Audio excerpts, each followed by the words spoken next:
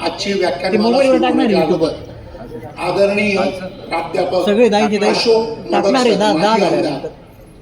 की ज्यांचं सुरुवात चाळीसगाव महाविद्यालयात ते प्राध्यापक होते, नंतर मुंबईला गेल्यानंतर ते कोकण शिक्षक मतदारसंघातून आमदार झाले आणि त्यांनी आपल्या महाविद्यालयात वाचनालयासाठी त्याचप्रमाणे देशाच्या विविध संस्थेवरती त्यांनी काम केलं. अखिल भारतीय विद्यार्थी परिषदेचे ते अध्यक्ष होते. असे व भारत व रशिया संबंध सुधारण्यासाठी जी कमिटी स्थापित केली होती त्याचे ते प्रमुख होते. असे थोर व्यक्ती आपल्यातनं निघून गेले. तर सर्वांना विनंती करतो की त्यांना 2 मिनिटं उभं राहून आपण श्रद्धांजली अर्पण करू.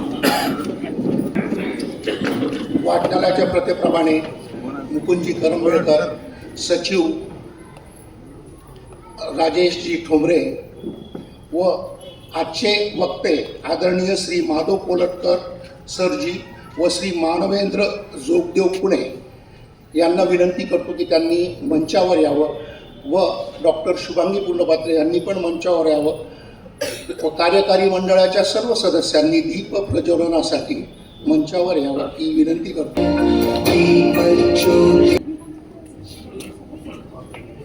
स्वागत चाळीसगाव वाचनालयाच्या वतीने डॉक्टर मुकुंदजी करंबेळकर, अध्यक्ष शेठ नारायण बंकट वाचनालय हे करतील.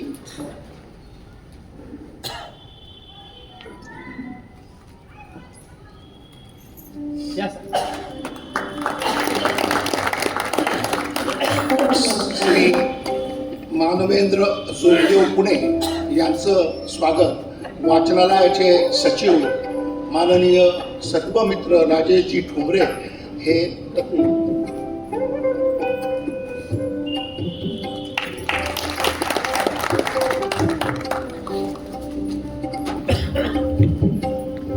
आज आपल्यात उपस्थित असलेले दोन्ही वक्ते पुण्याचे, त्यांचा परिचय करून देण्यासाठी मी आमच्या संचालिका डॉक्टर शुभांगी पुंडपात्रे यांना आमंत्रित करतो की त्यांनी पाहुण्यांचा परिचय करून द्यावा.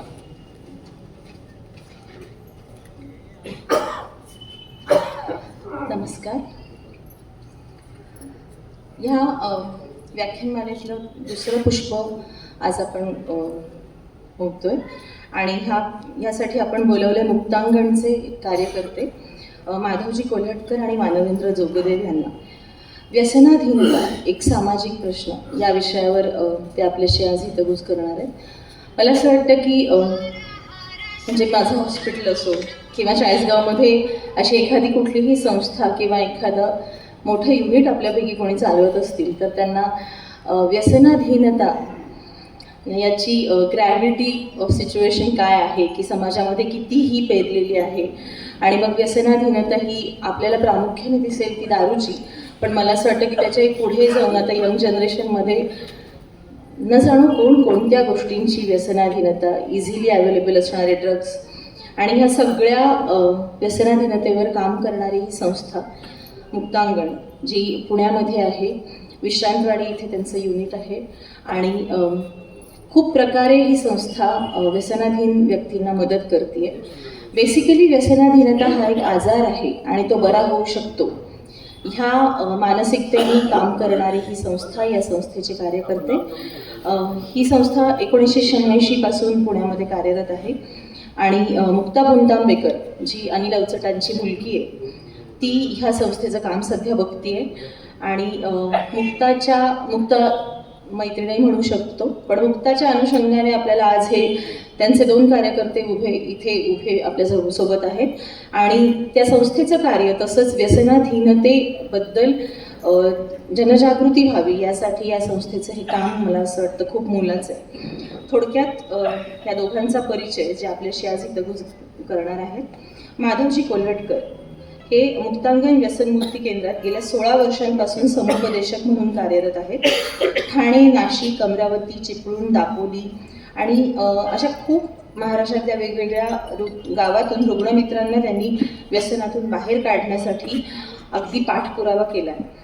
जनजागृतीचे कार्यक्रम घेणं, व्यसनमुक्तीबद्दल पॉडकास्ट, रेडिओ मुलाखती, यूट्यूबतर्फे लोकांपर्यंत व्यसनमुक्ती उपचारांची माहिती पोचवणं आणि मुक्तांगणतर्फे इतर कामं ते नियमितपणे करत आहेत. आणि त्या केंद्रातील पुनर्वसन विभागाचे ते प्रमुख आहेत. मानवेंद्र जोगदेव हे मुक्तांगण व्यसनमुक्ती केंद्रात गेल्या 15 वर्षांपासून समुपदेशक म्हणून कार्यरत आहेत. पुणे, जळगाव, धुळे, अमरावती तसंच इतर अनेक गावच्या रुग्णमित्रांना त्यांनी ह्या व्यसनाधीनतेनं बाहेर काढलं आहे. अगदी घरोघरी जाऊन व्यक्तींना उपचारांचं महत्त्व समजून सांगणं आणि त्याचा पाठपुरावा घेणं असं हे मोलाचं कार्य करत आहेत. आत्ता ती इथे माझ्या घरी सकाळपासून आहेत आणि तेव्हापासून आम्ही जवळजवळ 5 रुग्णमित्रांसाठी त्यांची मदत घेतली आणि त्यांची मदत करण्याची ती साधी सरळ सोपी पद्धत बघून मला असं वाटलं की खरंच आपल्यासारख्यांनी यांना हातभार लावला पाहिजे. आणि आजूबाजूचे कितीतरी लोक ज्यांना आपण वाया गेलाय म्हणून सोडून देतो, त्यांच्याकडे अरे हा आजारी आहे आणि आपण याला बरं करण्यासाठी काय करू शकू या प्रयत्नाच्या दृष्टिकोनातून जर बघू शकलो तर आपले खूप बांधव परत आपल्यात येतील. आजचं हे व्याख्यान सर्वश्री निकुंभ परिवार यांच्याकडून प्रायोजकत्व आहे. स्वर्गीय डॉक्टर सुभाष निकुंभ तसेच स्वर्गीय द्वारकाबाई व स्वर्गीय काळू भिकाशेठ निकुंभ यांच्या स्मृतिप्रित्यर्थ आजचं व्याख्यान आयोजित केलेलं आहे. इथून पुढची सगळी सूत्रं मी आपल्या आजच्या वक्त्यांकडे सोपवते आणि तुम्ही सगळेजण इथे एवढ्या संख्येने आलाय त्याबद्दल सगळ्यांचे आभार मानते. फोन फ्रेंड करून अजून एक प्रत्येकाला 2-2 जण बोलवता आले तर खरंच सांगते, ज्याला बोलवाल तो तुम्हाला थँक्यू म्हणेल. इतकं छान हे सगळं कॉन्टेंट आहे. सो धन्यवाद. काहीतरी मानसिक आजार त्यांच्या समोर यायला लागला, बरेचसे पेशंट्स त्यांच्या समोर यायला लागले, त्यांना होणारा त्रास, त्यांना त्याच्या घरच्यांना होणारी ही जी काही टेन्शन आहे, काळजी आहे, चिंता आहे, याच्यावर काहीतरी करायला पाहिजे असं त्यांना वाटलं. पु ल देशपांडे म्हणून आपले जे काही साहित्यिक होते त्यांनी सुरुवातीला मुक्तांगण उभं राहावं किंवा सुरू व्हावं ही सूचनाच मूळतः पु ल देशपांडेंनी केली होती. आणि जेव्हा पहिला दिवस म्हणजे मुक्तांगणचा पहिला दिवस जेव्हा आला, ती सुरुवात झाली, तर त्यांनी मुक्तांगणला असा एक आशीर्वाद दिला होता की मी एका व्यसनमुक्ती केंद्राची हे करायला आलोय, मुहूर्तमेढ रोवायला आलोय म्हणा किंवा त्याची सुरुवात करून द्यायला आलोय, तर मी तुम्हाला असा आशीर्वाद नाही देणार की तुमची संस्था दिवसेंदिवस वृद्धिंगत हो. मी तुमच्या संस्था लवकर बंद करण्याची वेळ येऊ एवढं काम करा, अशा प्रकारचा आशीर्वाद मी तुम्हाला सगळ्यांना देतो, असं त्यांनी त्या काळी एक विधान केलं होतं. पण असं आज जर बघायला गेलं तर आजही ती संस्था बंद करायला अजून तेवढं जमलं नाहीये किंवा बंद करण्याची वेळ नाही, तर अजून जास्तीत जास्त मुक्तांगण सारखी केंद्र तयार व्हावी किंवा मुक्तांगण सारखं काम जास्तीत जास्त रुग्णांपर्यंत पोहोचावं अशी आत्ताची सामाजिक परिस्थिती आहे. त्याच्याबद्दल थोडंसं आपल्याला माहिती असतं, जसं दारूबद्दल आपल्याला माहिती असतं, दारूच्या व्यसनाबद्दल आपल्याला माहिती असतं. आपण एखाद्या आपल्या आजूबाजूच्या शेजाऱ्याकडे बघितलेलं असतं, त्यांच्या घरातनं आवाज येत असतात, जोरजोरात ओरडण्याचे येत असतात, कधी कधी तो रस्त्यावर पडलेला कधी दिसतो, कधी तो भांडखोर काहीतरी दिसतो, शिवीगाळ करताना दिसतो, खूप हुशार, ज्याला आपण लहानपणापासून बघितलेला माणूस आहे आणि आता तो अशा प्रकारे वागतोय घरच्यांशी, मुलांशी, आई वडिलांशी, त्याच्या भाऊ बहिणींशी, सगळ्यांशीच वागताना तो चुकीचा वागताना दिसतोय. आपल्याला कळत नाही असं का होतंय नेमकं. तर आपल्याला बरेच वेळा असं वाटतं की तो माणूस वाईट आहे, बरेच वेळा असं वाटतं की त्या माणसाला तो दारुडा आहे, तो असाच आहे, तो तसाच आहे. तर तसं नाही आहे. आपल्याला सगळ्यांना समजून घ्यायचं आहे की आपल्याला जसं शारीरिक काही आजार असतात तसे काही मानसिक आजार असतात. सो हा जो काही व्यसनाचा जो काही पार्ट आहे याच्यामध्ये आपल्याला वाटतं की ती सवय आहे, कोणाला पण ती सोडता येते, सवय सोडता येते. माझ्या मित्राने तर एवढा तो प्यायचा, त्याने तर नुसतं गळ्यात माळ घालून सोडली, त्याने तर या आश्रमाला गेला, त्यांच्या पाया पडला, त्याने सोडली. ज्यांना असं करून सोडता आली त्यांचं नशीब छान आहे, पण ज्यांना हे सगळं करून सुद्धा त्याच्या नावाने व्रतवैकल्य केली, त्याच्यासाठी उपास तापास केले, सगळं करून सुद्धा ज्याच्या घरामध्ये अजूनही दारू थांबत नाहीये आणि त्या दारूसाठी तो स्वतःच्या आई वडिलांना ढकलून जातोय, तो बायकोला संशयाच्या नजरेने बघतोय, तो स्वतःच्या बायकोच्या चारित्र्यावर संशय घेतोय, तो मुलाचं म्हणजे मी आता परवा म्हणजे मागच्या आठवड्यामध्ये मी आणि माझे सहकारी संभाजीनगरला एकदा गेलो होतो. असंच आमचा तिथे एक पाठपुरावा सभा असते दर महिन्याला. तर तिथं आमचा एक जुना मित्र जो मुक्तांगणमध्ये पूर्वी काही दाखल झालेला होता, तर त्याची दारू पुन्हा सुरू झालेली असल्यामुळे आम्हाला त्याच्या घरी जाण्याचा हे गरज पडली. तर त्याच्या घरी गेल्यानंतर ते चित्र एवढं विदारक होतं की तो आम्ही ज्या खोलीमध्ये प्रवेश केला त्याच्या तो पलीकडच्या खोलीमध्ये होता. आम्ही त्याला बोलवत होतो, अरे उदय, अरे उदय, अरे उदय, जरा ये बाहेर, जरा ये बाहेर.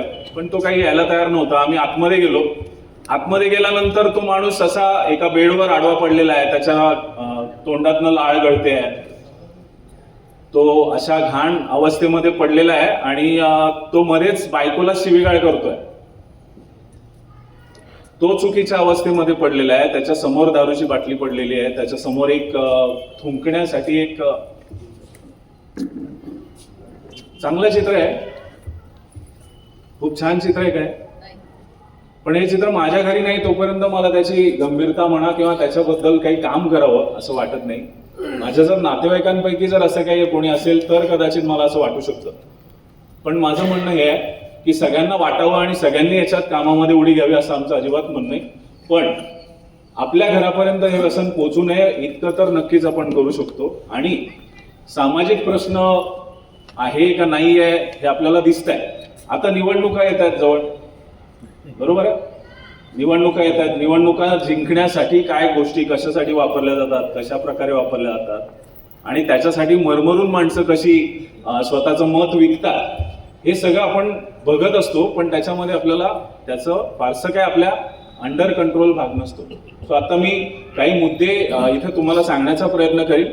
याचा गंभीरता आधी फक्त दारूपुरती मर्यादित होती, तंबाखूपुरती मर्यादित होती. पण आता ती गांजा, मग त्याच्यावरनं एखादी पावडर नवीन, त्याला MD नावाचं द्रव्य आहे, त्याला मोठं नाव आहे काहीतरी सायंटिफिक, ते मी इथं सांगण्याची गरज नाही. पण त्या एका पावडरच्या पुडीसाठी 2000 रुपये खर्च करायला तरुण मुलगा ज्याने कधीही पैसे कमवले नाही आहेत, ती मुलं घरातली जी काही साधनं विकता येतील, जी काही चोरी करता येईल, जी काही आईला धमकावता येईल, जे काय आईचे हात दाबून तिला काय थ्रेटन करता येईल, अशा सगळ्या गोष्टी करण्याच्या पराकोटीला तो मुलगा पोचतो. आणि तो पोचल्यानंतर आपल्याला नाही माहिती ना की अशी पण मुलं आपल्या आजूबाजूला आहेत की ज्यांना व्यसनाची एवढी गुलामी तयार झाली आहे की त्याच्यासाठी त्याला आईला पण मारावं लागतंय किंवा आईला पण धमकावावं लागतंय, स्वतःच्या बहिणीला पण मारावं लागतंय, स्वतःच्या घरातल्या वस्तू विकाव्या लागतायत. या सगळ्या गोष्टी होऊ नये किंवा त्याच्यातनं जर एखादा त्याच्यात अडकला असेल तर त्याच्यापर्यंत लवकरात लवकर उपचार पोचावे. आणि ते उपचार मी असं 100% सांगू शकतो की मुक्तांगण व्यसन मुक्ती केंद्र, तसं मी जळगावचा आहे, मी मूळचा जळगावचा आहे, मी जळगावमध्येच वाढलोय, माझं ग्रॅज्युएशन जळगावमध्ये झालंय. पण आता मी 15 वर्ष पुण्यामध्ये त्या संस्थेमध्ये काम करतोय. तर मला जळगाव मधलं माझं घर सोडून पुण्यामध्ये तिथं काय राहावं असं वाटलं असेल तर त्या संस्थेची जी काही एक काम करण्याची पद्धत आहे ती पद्धत मला फार आवडली. तिथं व्यसनी माणसाला आम्ही रुग्णमित्र म्हणतो आणि त्याला आम्ही आमचा भाऊ, जवळपास आपण ज्या भावनेने भावाशी वागतो, ज्या भावनेने आपण भावाचं करतो, त्याच भावनेने त्याच रुग्णमित्राला आम्ही वागण्याचा, ती वागणूक, ते प्रेम, ती माया, त्यातनं त्याला बाहेर पडण्याचा जो काही हुरूप येण्याची गरज आहे, ती मोटिवेशन, ती प्रेरणा देण्याचा प्रयत्न आम्ही पूर्णपणे करतो. भावनिक आधार तो जो एकटा झालेला आहे, व्यसनामध्ये अडकून जो बाकीच्या सगळ्या स्वतःच्या नातेवाईकांना दुश्मन समजायला लागलाय, त्याच्यातनं बाहेर पडण्यासाठी आम्ही त्याची मदत करण्याचा प्रयत्न करतो. तर काही मुद्दे आपण थोडेसे बघूया आणि मग माझे एक सहकारी आहेत, ते माझे सिनियर आहेत, ते पण तुमच्याशी थोडासा अनुभव त्यांचा शेअर करतील. तर व्यसनाचे प्रकार 2 प्रकार आहेत. जसं मॅडम पण म्हणाल्या मगाशी की दारू, ड्रग्स, चरस, गांजा वगैरे वगैरे आहेत. पण आता वर्तनात्मक व्यसन म्हणजे आता समजा मी असा मोबाईल खिशातनं काढला आणि तुमच्याशी बोलण्याच्या ऐवजी मी फोनवर बोलत बसलो किंवा तुमच्याशी बोलण्याच्या ऐवजी मी हेच करत बसलो, तर तुम्ही मला काय म्हणाल की याला मोबाईलचं व्यसन आहे, याला फोटो काढण्याचं व्यसन आहे. किंवा आपल्याला माहिती आहे आपण घरामध्ये मुलांच्या नावाने लगेच खडे फोडायला सुरुवात होतं बघा, मुलं म्हणजे लहान मुलं. किंवा आपण मुलाचं कौतुक करताना पण सांगतो की जे मला येत नाही ते माझ्या नातवाला येतं, जे मला येत नाही ते माझा नातू करून टाकतो, त्याला खूप छान येतं बरं का, तो दिवसभर मोबाईल खेळतो, त्याला खूप चांगल्या प्रकारे सगळं कसं आतमध्ये जायचंय, पासवर्ड कुठला टाकायचा आहे, हे सगळं आपण फार कौतुकाने सांगत बसतो. पण त्याला जेवण करायचं असेल तर मोबाईल दिल्याशिवाय, हातात दिल्याशिवाय तो जेवत नाही. ही सवय त्याला कोणी लावली? ही सवय त्याला कोणी लावली? आपण सगळ्यांनी, पालकांनीच त्याच्या हातामध्ये. तो रडू नये म्हणून पूर्वी आई अंगाईगीत गायची किंवा त्याला जवळ घ्यायची, त्याची समजूत काढायची. आता फक्त मोबाईल हातात दिला की तो लगेच शांत. तर मग शॉर्टकट जेवढा शक्य होईल तेवढा मारावा आणि मग मला पण माझं काही काही टीव्ही बघता यावा किंवा मला माझी बाकीची कामं करता यावी म्हणून तो शॉर्टकट केला गेला. पण त्याच्यामध्ये त्याचं काय तयार झालं की त्याला ते जेवण नाही, आधी ते हवंय, मग जेवण करायचं झालं तर करेल. सो तो वर्तनात्मक व्यसनामध्ये मोडणारा भाग आहे. पदार्थाचं व्यसन ज्याच्यामध्ये दारू, चरस, गांजा वगैरे वगैरे, आणि ज्याच्यामध्ये वर्तनात्मक व्यसन की ज्याला मोबाईलचा काय झालेला अतिवापर. सकाळी सरांनी 3 शब्द वापरले होते. एक आहे वापर, जो सगळ्यांना आपल्याला करावा लागणार आहे, गरजेचा आहे, टेक्नॉलॉजी आहे, त्याच्यामुळे जग जवळ आलेलं आहे, माहिती बरीचशी आपल्याला त्याच्यातनं मिळते आहे. पण हे करत असताना मी माझ्या कुटुंबाकडचं लक्ष जास्तीत जास्त कमी होऊन माझं सगळं लक्ष जर रील्स बघण्यामध्ये जास्ती वेळ माझा जर जात असेल. रील्स माहिती आहे ना प्रत्येकाला, आपण व्हिडिओ खालीवर करत राहतो आणि नंतर त्याच्यातच अडकून पडतो आणि बाकीची महत्वाची कामं राहून जातात बाजूला. असं जर होत असेल तर मग मला पण थोडंसं प्रमाणात ते वर्तनात्मक व्यसन जडायला सुरुवात झाली असं म्हणायला हरकत नाही. जुगार, सट्टा, पूर्वी फक्त सट्टा मटका वगैरेचे काही ठिकाणं असायची, आता तो ऑनलाईन झालेला आहे. ऑनलाईन खेळत असताना, ऑनलाईन पैसे लावताना किती पैसे लावतोय, किती गमावतोय याचा काही नेम नाही. 50 लाख, 60 लाख, 1 लाख, 1 करोड, 2 करोड गमावलेली पण लोक आमच्याकडे ऍडमिट करावी लागली आहेत. कारण त्याला ते गमावण्यासाठी, जे गमावलंय ते कमवण्यासाठी परत काय करावं लागतंय? परत तो जुगाच खेळतोय, परत तो जुगारच खेळतोय. कारण ते कमवायला कदाचित खूप वर्ष लागू शकतात. म्हणून आज माझा नंबर लागेल, आज माझा लकी दिवस आहे म्हणून तो काहीतरी परत खेळायला जातो. परत जे काही गमावलेलं आहे त्याच्यामध्ये वाढ होते. सो ती 2 प्रकारची व्यसने हे आपण त्याच्यामध्ये हे करूया. एक नॅशनल सर्वे झाला होता पूर्ण भारतामध्ये. All India Institute of Medical Sciences, AIIMS, दिल्लीकडून तो करण्यात आला होता. त्याच्यातला पश्चिम विभागाचा सर्वे मुक्तांगणला देण्यात आला होता. त्याची काही गंभीर आकडेवारी आहे, तो इंटरनेटवर अवेलेबल आहे, डाउनलोडेबल आहे. त्याच्यामधली आकडेवारी बघा काय सांगते. भारतात सुमारे 16 कोटी लोक दारू पितात आणि त्यापैकी 1 कोटी महिला आहेत. मॉडर्न आहे ना आपण आता. पण मग मॉडर्न आहे म्हटल्यावर आपल्याला हसू कोणावर येतं? बायकोवर किंवा बाईवर. तिने दारू प्यायली तर ते चूक आहे, मी दारू प्यायली तर ते योग्य आहे. हा म्हणजे दारू पिणं हे मी चालतं, थोडी खेचलेली मी चालते, पण ती जर बायकोने प्यायली किंवा बाईने प्यायली तर तिला आपण दोष द्यायला फारसं वेळ नाही लागत. तर ते दारू पिणं हे प्रत्येकासाठी तसं बघायला गेलं तर त्याच्यावर असं काही लिहिलंय का दारूच्या बाटलीवर की इतक्या प्रमाणात प्यायली तर ती शरीरासाठी घातक नाही आहे? काय लिहिलंय त्याच्यावर? शरीरासाठी दारू घातक आहे, हानिकारक आहे, एवढंच लिहिलेलं आहे. पण आपण सहसा अर्थ कसे घेतो आपल्याला? मी तेवढी पित नाही, मी सकाळपासून पित नाही, मी काय देशी पित नाही, मी स्कॉचच पितो.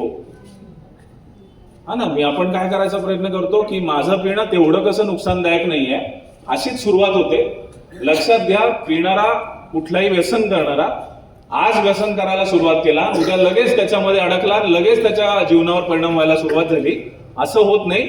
हळूहळू त्याच्या जीवनाचा जो काही कामावरचं लक्ष आहे, त्याचं कुटुंबावरचं प्रेम आहे, त्याचं स्वतःवरचं जे लक्ष आहे ते हळूहळू काय व्हायला लागतं?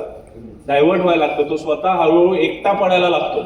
पूर्वी मित्रांमध्ये राहून पिणारा हळूहळू एकटा घरी घेऊन जाऊन प्यायला लागतो. या सगळ्या गोष्टी घडत असतात, पण त्या हळूहळू घडल्यामुळे कळतच नाही की तो माणूस अचानक केव्हा त्या व्यसनामध्ये अडकला. सो व्यसनामध्ये अडकू नये म्हणून आपला इथं आता जे कार्यक्रम ऐकायला आलेले आहेत त्याच्यामध्ये पण हाच गोंधळ बरेच वेळा असतो. मी तुम्हाला कोणालाही म्हणत नाही की तुम्ही पित असाल, पण मी तुम्हाला हेच सांगण्याचा प्रयत्न करतोय की मी पितो का पित नाही हा प्रश्न, किती पितो हा प्रश्न नाहीये. मी पित असेल तर मी ते जर थांबवलं तर काही प्रॉब्लेम नाही, पण ज्याला थांबता येत नाहीये त्याला उपचारांची गरज आहे. सो ते आपल्याला थोडंसं लक्षात घ्यायचं आहे.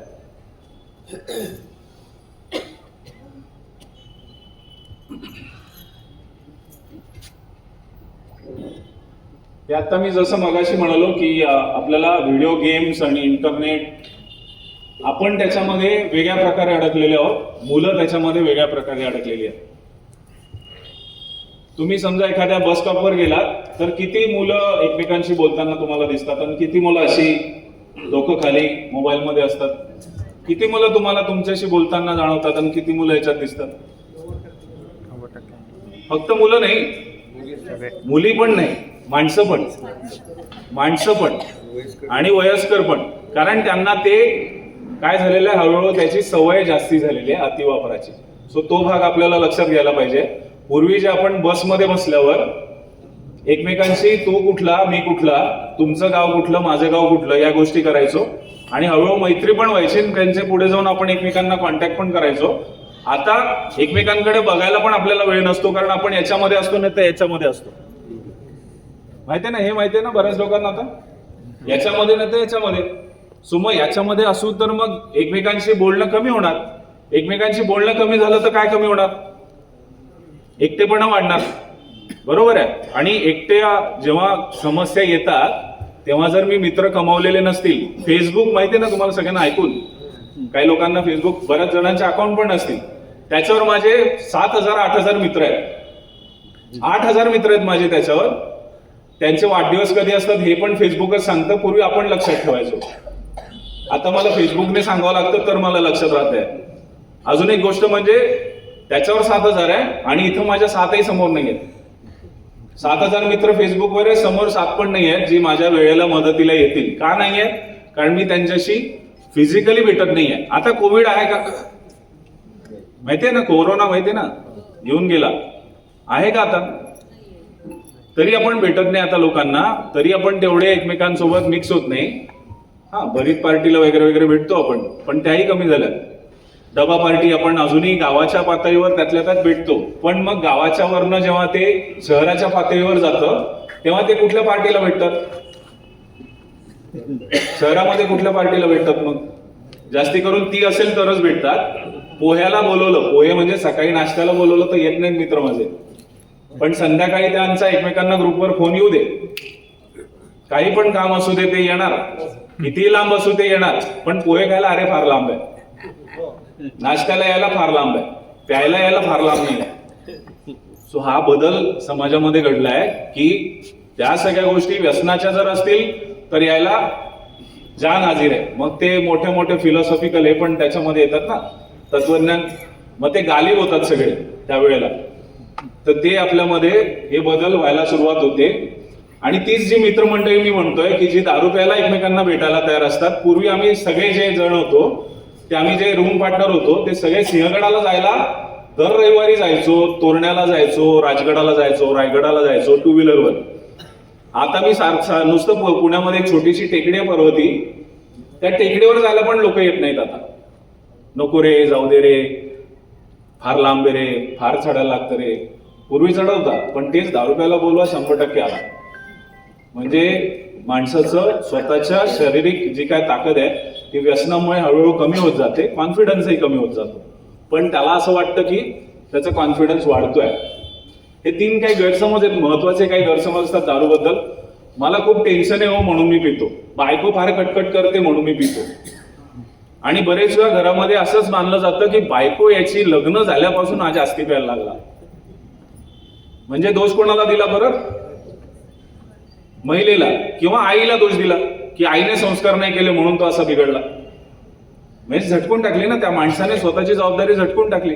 माझे वडील माझ्याशी असं लहानपणी वागले, मला खूप मारलं, मला खूप कडक वागले म्हणून मी प्यायलो. आता तर मारत नाहीयेत. माझा आता एक मित्र तिथे ऍडमिट आहे मुक्तांगणमध्ये, तो मित्र ज्याला लहानपणी खूप शिस्तीच्या याच्या खाली खूप जास्ती कडक शिस्त लावली गेली, तर त्याचं तो आता भांडवल करतोय की त्यामुळे मी दारू पितो. खरं आहे का? तर ते भांडवल करायला माणूस वेगवेगळी कारणं, 16,000 कारणं आहेत असं म्हणतात. व्यसन करण्याची 16,000 कारणं आहेत. पिणे वाले को पिणे का बहाना चाहिए. व्यसन करणाऱ्याला पूर्वी म्हणजे सुरुवातीला तो कुतूहल म्हणून करतो, त्याला आनंद मिळतो म्हणून करतो, थोडस मजा वाटते, जरा इतर लोकांपेक्षा मी वेगळा आहे दाखवायला म्हणून तो रिस्क काहीतरी घेण्याचा प्रयत्न करतो. पण नंतर नंतर काय व्हायला लागतं की आनंद जो पूर्वी बाकीच्या गोष्टींमध्ये मिळायचा आता फक्त दारू प्यायल्यावरच मिळतो, बाकीच्या कुठल्या गोष्टीमध्ये तेवढा आनंद वाटत नाही. सो कशा काय तयार झालंय, त्याचं हळूहळू तो त्या सवयीचा गुलाम व्हायला सुरुवात झालेली आहे. आणि आनंद मिळतो म्हणून पितो, टेन्शन जातं म्हणून पितो, आणि खालचं जे क्रिएटिव्हिटी वाढते हे गांजाच्या बाबतीमध्ये लोक फार म्हणतात. आमच्याकडे आता एक कलाकार जो डॉक्युमेंटरीज गव्हर्नमेंटच्या तयार करतो, तर त्याचं असं मत आहे की त्याच्यामध्ये जे काही गांजा प्यायल्यावरच तो क्रिएटिव्हिटी, त्याच्यामध्ये सर्जनशीलता वाढते. हा समज आहे, गैरसमज आहे. ते त्याला बरेच वेळा ती गोष्ट पुन्हा पुन्हा केल्यामुळे तो त्याच्यामध्ये निर्माण झालेला आहे. तर तो निर्माण झालेला काढावा लागेल, त्याच्यामधनं त्याला बाहेर काढावं लागेल. त्याची लक्षणं कशी समजून घ्यायची? व्यसन आहे एखाद्याला किंवा एखाद्याला आजार आहे, याला आजार म्हणतात, लक्षात घ्या. व्यसनाला आजार का बरं आहे? त्याला लक्षण काय आहे? पूर्वी कमी प्रमाणात पिऊन जी नशा मिळायची, आता जास्त प्रमाणात पिऊन सुद्धा त्याचं मन भरत नाही, जास्त प्यावी लागते, आणि ते पिण्यासाठी तो कोणत्याही थराला जायला मागत नाही. म्हणजे त्याला काय झालेलं आहे? त्याचं प्रमाण वाढलंय. प्रमाण कशाचं वाढलंय? पिण्याचं प्रमाण वाढलंय, पण नशा कमी झाली आहे. जर असं होत असेल तर त्याला व्यसन आहे. सेवन न केल्यास त्रास, म्हणजे दारू सोडायचा प्रयत्न करणाऱ्याला जास्ती त्रास होतो. सिगरेट सोडणाऱ्यांबद्दल पण सगळ्यांना ठाऊक असेल. तंबाखूची तल्लफ सगळ्यांनी ऐकली आहे. चहाची माहितीये ना? चहाची पण माहितीये ना तल्लफ? सकाळी चहा मिळाल्याशिवाय मला कामं सुरू करता येत नाहीत, असं आपणच समज करून घेतलेला असल्याने चहा मिळाला तरच मी काम करू शकीन, असं जे असतं तसं हे जरा जास्ती तीव्र स्वरूपात आहे की दारू प्यायल्याशिवाय त्याची थरथर थांबत नाही, त्याला जीव घाबरा होतो, त्याची शरीराची धडधड होते, त्याला आनंदच वाटत नाही, त्याला चिंता वाटत राहते, त्याला नैराश्य वाटत राहतं. स्वतःचा जीव संपवायपर्यंत त्याची विचारसरणी जाते. आत्महत्या करण्याचे विचार त्याच्या मनामध्ये हळूहळू यायला लागतात. त्याला ते वाटत असतं की हे मी बंद करावं, त्यातनं मी बाहेर यावं, पण त्याला ते जमत नसतं. तर या इतक्या लेवलपर्यंत जात असताना सुद्धा त्याला वाटतं की तो कधी पण सोडू शकतो. एक छोटंसं वाक्य आहे एका तत्ववेत्याने म्हणलेलं की मी आतापर्यंत 100 वेळा सिगरेट सोडली आहे. याचा अर्थ काय आहे?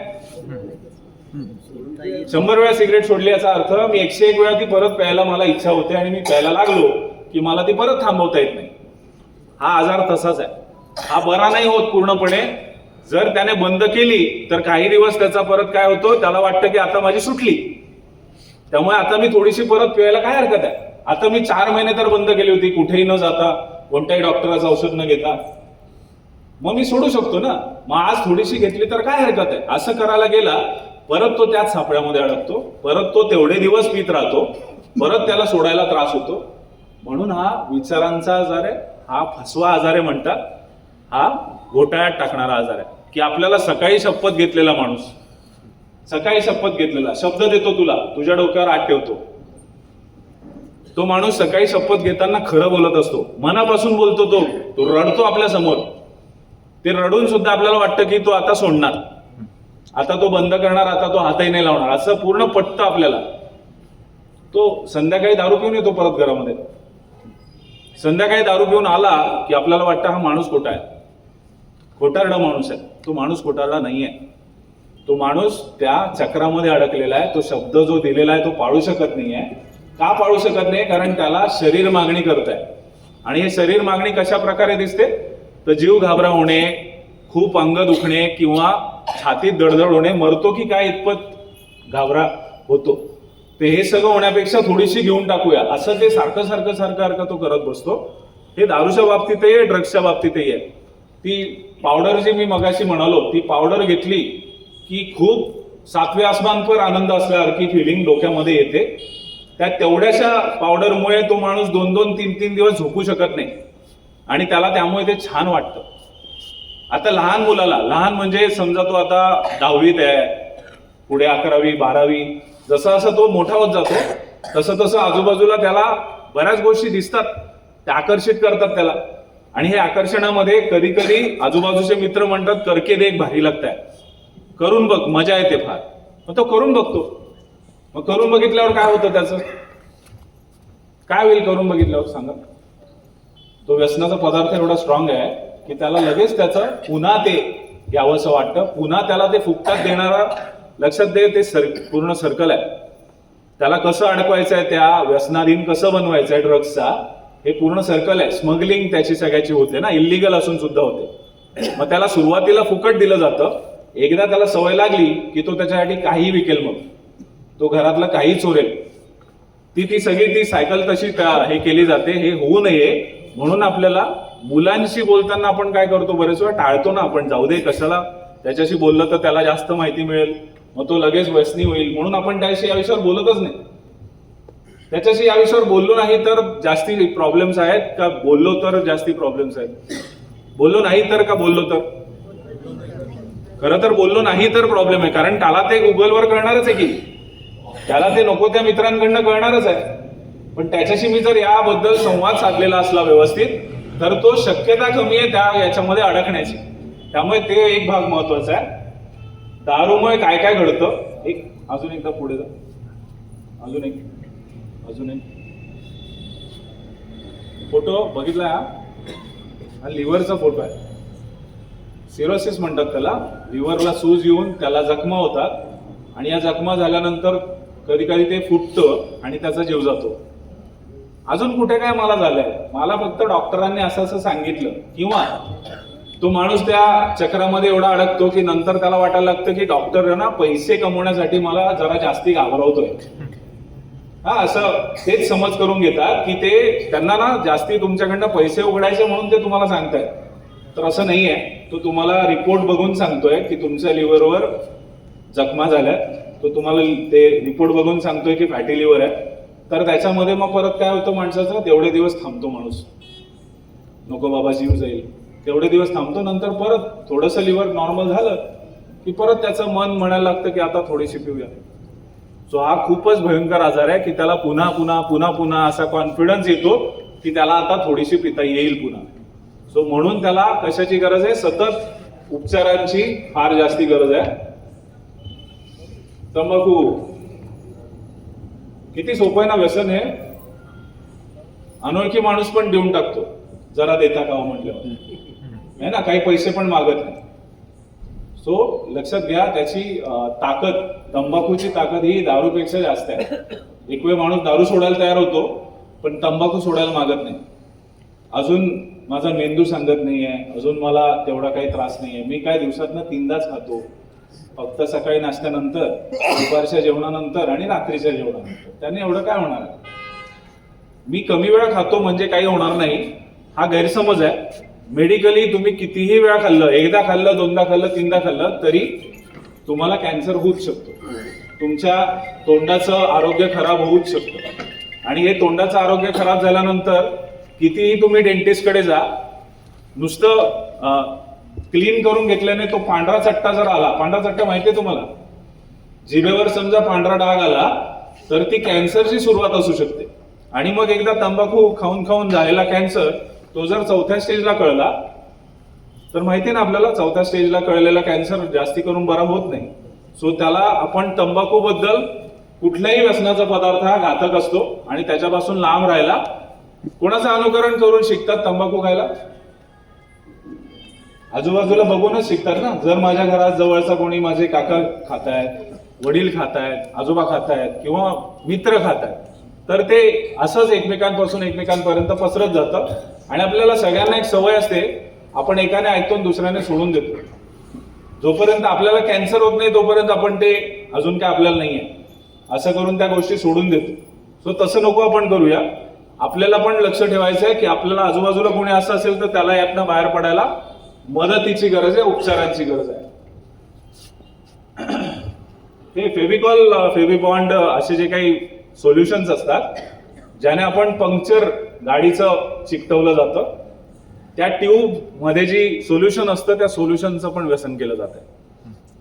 व्हाईटनर आपण जे खोडण्यासाठी, चुका झालेल्या पुसण्यासाठी वापरतो, त्याचा वास घेऊन, त्याचा तोंडाने वास घेऊन त्याचंही व्यसन केलं जातं. तर हे बऱ्याच लहान मुलांमध्ये किंवा बऱ्याच तरुण मुलांमध्ये किंवा बऱ्याच भंगार गोळा करणाऱ्या मुलांमध्ये हे व्यसन, ज्यांना घर नाही, दार नाही. दिल्लीला अशी केस करण्यात आली होती, झाली होती की एक भंगार गोळा करणारा, म्हणजे ज्याचा भंगाराचा बिझनेस आहे, त्या बिझनेस करणाऱ्या माणसाने तरुण मुलांना, म्हणजे त्यातल्या त्यात जे रस्त्यावर फिरतात त्यांना या सगळ्या बाटल्या घेऊन दिल्या आणि त्यांना ते एकदा ते ओढलं की तो कुठूनही भंगार चोरून आणायला तयार असतो. त्यामुळे त्यांना ते व्यसनी बनवलं मुलांना आणि त्यांच्याकडनं ते सगळं भंगार गोळा करायला तो लावत होता. त्याला नंतर पोलिसांनी पकडला. तर इतक्या टोकापर्यंत ते जाऊ शकतं. आणि हे लक्षात घ्या, हे जे इन्हेलंट आहे ज्याला आपण ते सोल्युशन आहे, पहिल्या ओढण्यामध्ये पण त्याचा जीव जाऊ शकतो. फक्त एकदा ओढण्यामध्ये पण जीव जाऊ शकतो, एवढं ते घातक आहे. का? कारण ते फुफ्फुसामध्ये जाणार, फुफ्फुसामधली आपली जी ऑक्सिजनची मात्रा आहे ती कमी होऊन विषारी वायूची मात्रा जास्त झाली तर श्वास बंद झाल्यामुळे, चोक झाल्यामुळे तो जीव जाऊ शकतो. अशा घटना घडलेल्या आहेत. तर हे एवढं भयंकर आहे, हे आपल्याला मुलांपर्यंत त्यांच्याशी मनमोकळेपणाने संवाद साधला तर आपण ते पोहोचवू शकतो.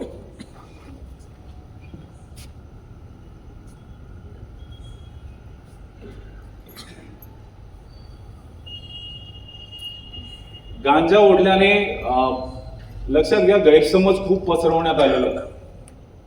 भगवान शंकर गांजा ओढायचे, हे कोणी पसरवलं? हे माणसानेच पसरवलं.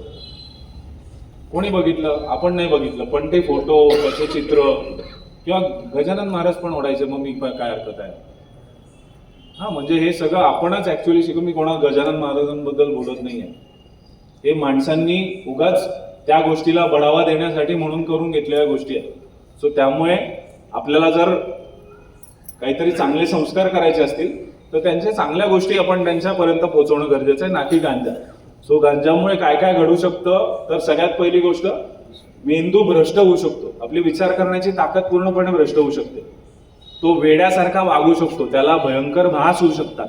भास, ज्या गोष्टी तिथं नाहीयेत अशा गोष्टी त्याला दिसणं, ज्या गोष्टी तिथं नाहीत अशा गोष्टी त्याला ऐकू येणं, अशापर्यंत वेडेपणापर्यंत तो गांजा त्याला घेऊन जाऊ शकतो. हे आपल्याला त्याच्यापर्यंत पोहोचवा. आणि हे उगाच वाढीव नाही आहे, हे सायंटिफिकली प्रूव्ड आहे. हे अनुभवाने सांगितलेलं शहाणपण आहे की अशा सगळ्या समस्या त्याच्यामुळे घडू शकतात. वेड लागू शकतं. आणि गांजा नाही मिळाला, जसं मी मगाशी म्हणालो, आईचा हात दाबून किंवा तिच्या गळ्यावर सुरा ठेवून तू मला जोपर्यंत पैसे देत नाही तोपर्यंत इतक्या लेवलला पण मुलं जाऊ शकतात. मग त्याच्यात तो मुलगा वाईट आहे, तो क्रिमिनल आहे का तो आजारी आहे? तो आजारी आहे. तो या सवयीचा गुलाम झालेला आहे. त्याला त्या सवयीतनं बाहेर पडायची गरज आहे. त्याला कळत नाहीये की त्याला असं काहीतरी झालंय. त्याला त्यातनं बाहेर पडायला आपल्या लोकांनी त्याला व्यसनमुक्ती केंद्रात घेऊन जाण्याची गरज आहे, ना की त्याला भूतबाधा झाली आहे. अंधश्रद्धा आपल्याला पाळण्यापेक्षा आपण त्याला कुठे घेऊन जाऊया? जिथं त्याला योग्य दिशा सापडेल आणि औषधोपचारासकट त्याला त्यातनं बाहेर काढण्याची गरज आहे. औषधोपचार झाला तर तो या सगळ्यातनं बाहेर पडू शकेल, ना की नुसत्या उपदेशाने. नुसत्या उपदेशाने दारू प्रत्येकाची नाही सुटत. नुसत्या उपदेश करून तंबाखू सुटत नाही. नुसते उपदेश करून जे काही ड्रग्सचं व्यसन आहे ते सुटणार नाही. त्याला शांत, त्याच्या भावना ज्या काही तीव्र होत आहेत त्या तीव्र भावना शांत, स्टेबल करण्यासाठी औषधांची गरज असते. आणि त्याच्यासाठी मानसोपचार तज्ञाची गरज आहे. मग मानसोपचार तज्ञ हा शब्द उच्चारल्या किती लोकांच्या मनामध्ये आलं? काय काय आलं? मानसोपचार तज्ञ म्हटलं की काय काय येतं सहसा? कुठला विचार? ते काय वेड्यांसाठी असतं. हा थोडी वेड आहे. याला तर सगळं कळतंय. याला खोटं बोलता येतं, याला सगळ्यांना फसवता येतं, याला पैसे कुठून मिळवता येतात ते सगळं कळतं. मग हा कसा काय वेडा? हे सगळं कळतं, पण त्याला ते कळत नाही की त्याला याच्याने नुकसान होत आहे आणि त्याला ते थांबवता येत नाहीये, म्हणून त्याला मानसोपचाराची गरज आहे. सो आपल्याला त्या प्रकारे विचार करायला सुरुवात करायची आहे.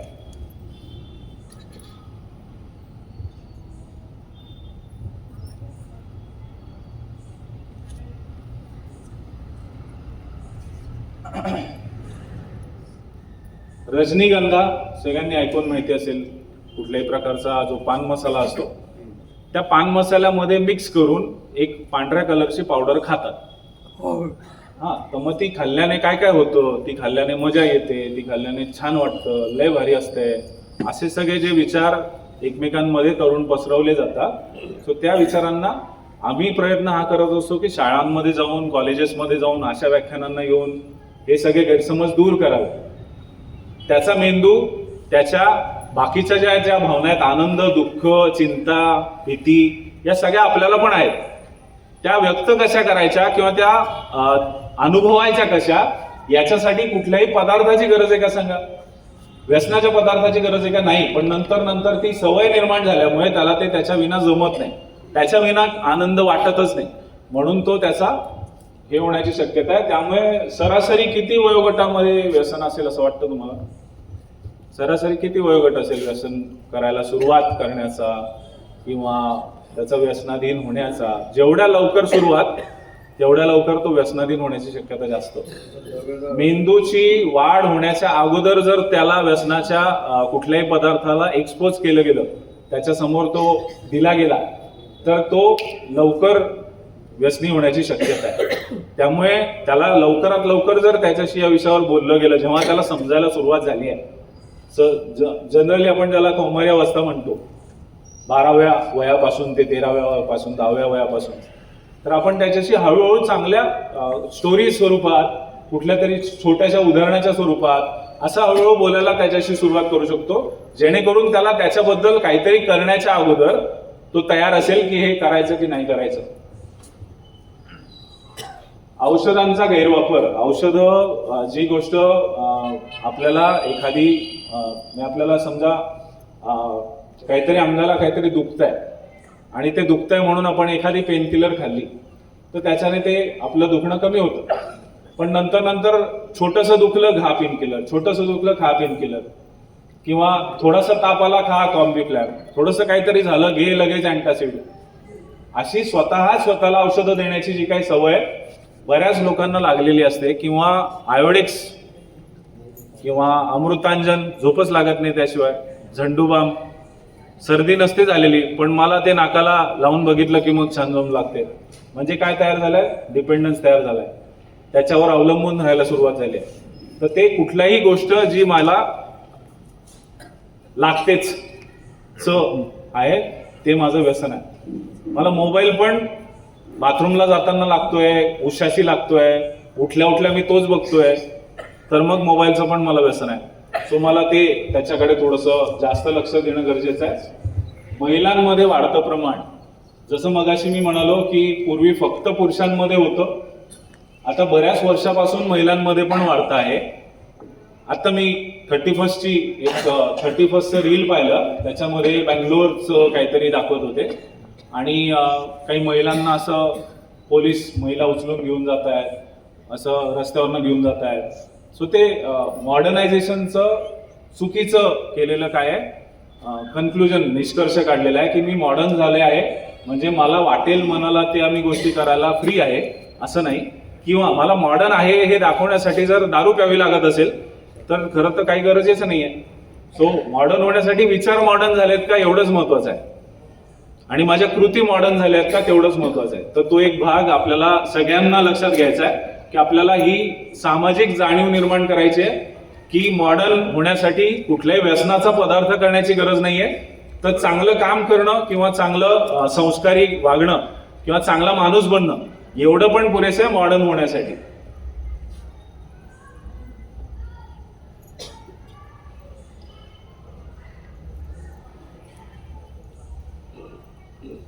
मुक्तांगणमध्ये काय नेमकं घडतं, तर सगळ्यात पहिली गोष्ट त्याचं 30 दिवस व्यसन थांबतं. दुसरं म्हणजे व्यसन हा आजार आहे याची जाणीव त्याला करून दिली जाते, पण ती जाणीव करून दिली आणि त्याला ती लगेच पटली आणि त्याच्या जीवनामध्ये लगेच बदल झाला एवढं ते सोपं नाहीये, पण ती सुरुवात होणं गरजेचं आहे. त्यामुळे सुरुवात करून देण्यासाठी मुक्तांगण सारखी संस्था किंवा अल्कोहोलिक्स अनॉनिमस म्हणून एक संघटना आहे जी इथंच एबी हायस्कूलमध्ये काम करते, तर त्या संघटनेला जरी तो माणूस जायला सुरुवात केला तरी त्याला त्याच्यामधनं बाहेर पडण्याची प्रेरणा मिळू शकते. त्याच्या मनातले जे गैरसमज आहेत व्यसनाबद्दलचे, ते पूर्वी ज्यांनी व्यसन सोडलेलं आहे तीच माणसं त्याला लवकर चांगल्या प्रकारे समजून घेऊ शकतात, सामावून घेऊ शकतात. त्याने एक दिवस जरी दारू बंद केली तरी त्याच्यासाठी टाळ्या वाजवतात, त्याचं कौतुक केलं जातं, आणि हे कौतुकच बरेच वेळा व्यसनाधीन व्यक्तीला मिळेल असं झालेलं असतं. कारण तो दारूच पितोय, त्याचं काय कौतुक करायचंय? त्याने व्यसन सोडायचा प्रयत्न सुरू केल्यानंतर त्याचं कौतुक होणं थोडंसं गरजेचं आहे. कारण आपल्याला लहानपणापासून काय सवय, तू असं असं केलंस तर तुला चॉकलेट मिळेल, आणि चॉकलेट मिळेल म्हणून मग माणूस तसं वारंवार करायला लागतो. सो हे जसं छोट्या बाबतीत आहे तसं मोठ्याचं पण आहे. तुम्हाला कौतुक केलेलं आवडेल का वाईट वाटेल? कोणालाही आवडेल ना. सो एखादी चांगली गोष्ट सुरू केली आणि माझं जर कौतुक होत आहे तर ती गोष्ट पुन्हा पुन्हा करण्याची शक्यता वाटते. त्यामुळे त्याला अशा ग्रुप्सपर्यंत घेऊन जाण्याची गरज आहे तेवढं आपण नक्की करू शकतो. मी थोडंसं माधव सरांना सांगेन, जरा जास्ती वेळ घेतला. माधव सर माझे सहकारी आहेत आणि माझे सिनियर आहेत, सो ते तुमच्याशी याच्या पुढचा संवाद साधतील. पहिला प्रश्न मला तुम्हाला सर्वांना विचारायचा आहे की अजून ऐकायची तयारी आहे का? हा काय आवडीचा विषय नाहीये. एक तर शनिवार संध्याकाळी बसायची वेळ झाली आणि काय नुसता असा विचार मलाही पूर्वी यायचा. कुतूहल, उत्सुकता, हळूहळू दारूवरचं प्रेम, ह्यातून मी स्वतः गेलेलो आहे. म्हणून आता हे शास्त्रीय पद्धतीने त्यांनी सांगितलं, आता मी अनुभवाने सांगतो. मी वयवर्ष 17 ह्या वयाला सुरू केली. आयुष्यामध्ये कुठलं ध्येय नव्हतं कधीच. शाळेमध्ये पण काठावर पास झालोय. गणित माझा आवडता विषय आणि मला ढकललं म्हणजे ग्रेस मार्क्स मिळाले तर मला एक मोठा आनंद व्हायचा. आणि काय करायचं पुढे मला कधीच माहिती नव्हतं. म्हणून मला असं वाटतं माझ्या बाबतीमध्ये ती उत्सुकता होती, जसा हा मला तसं एक आकर्षण होतं. माझ्यापेक्षा वयाने मोठे त्यांच्याबरोबर मी बसायला लागलो, म्हणजे क्रिकेट खेळायचं म्हणून त्यांच्याशी उठबस करायला लागलो. आणि हळूहळू ते जसं करतात तसं मी करायला लागलो, अनुकरण.